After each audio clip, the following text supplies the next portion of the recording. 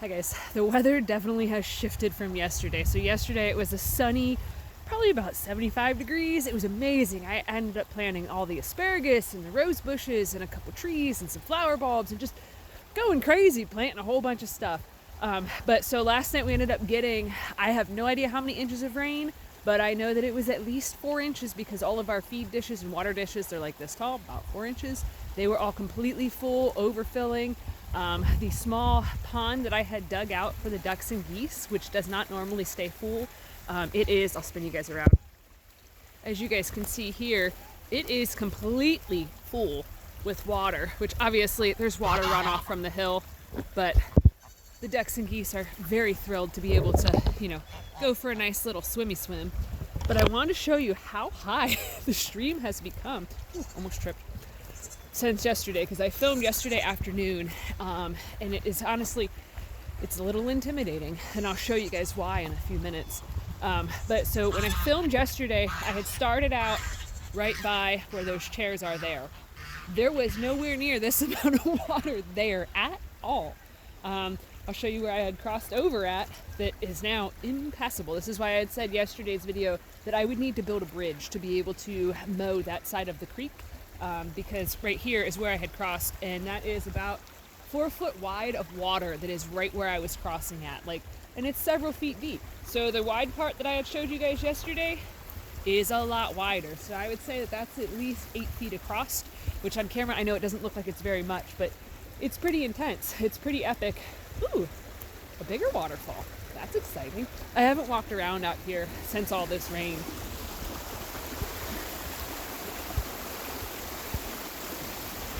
So, I mean, it definitely is very high. And where the two meet together, I don't think you guys will be able to see it. Where the two streams meet together back in there, which you guys can't see, it is very, very high. So, and that's just from one big rain. It did not rain at all yesterday, really. It was all in the evening after we put everybody to bed, after we locked everybody up. So it was already dark out whenever it started storming here. So it's really intense. But so a few weeks ago, before I had ever seen it get this high, I had a nightmare that with where Fur and Ferdy are at, which is right up there, clearly uphill from the stream, I had a nightmare that we had a big rain event and that they actually got flooded out. They were up on the highest part of their pasture, kind of where Burr is at right there, right now. And in that dream, I had to figure out how to get them up over the fence because of where the gate was at, it was underwater and all this stuff. So ever since then, I've been a little bit uneasy about where their pasture's at, and I wanted to expand them to go up the hill towards the septic tank a little bit more, just so then that way they had more space for if the water ever got really high that then we needed to move them. So, in saying that,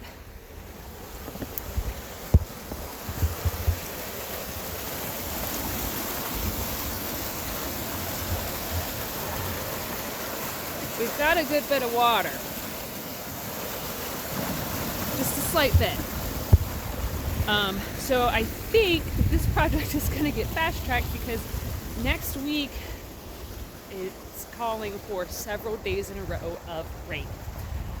So I'm thinking that it might become problematic. It might become an issue, especially, I know that it's one of those things, if you look at our property on the floodplain map, which I did not look at this before we ever bought it, the options on Zillow was not available to even see it, which is probably divinely inspired, so that way I wouldn't have panicked whenever we went to buy the place. When you look at it, most of the property is actually in the FEMA 100-year flood range sort of a thing, except for when you get up past the tree and up towards the house more, because that all goes uphill. So in this area here, it is very, very heavily marked, dark colored, whatever. That it's a very probable flooding, several feet flooding, whatever. So right now there's not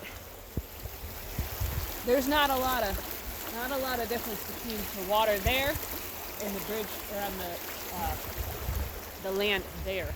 So, and that's just from one rain event.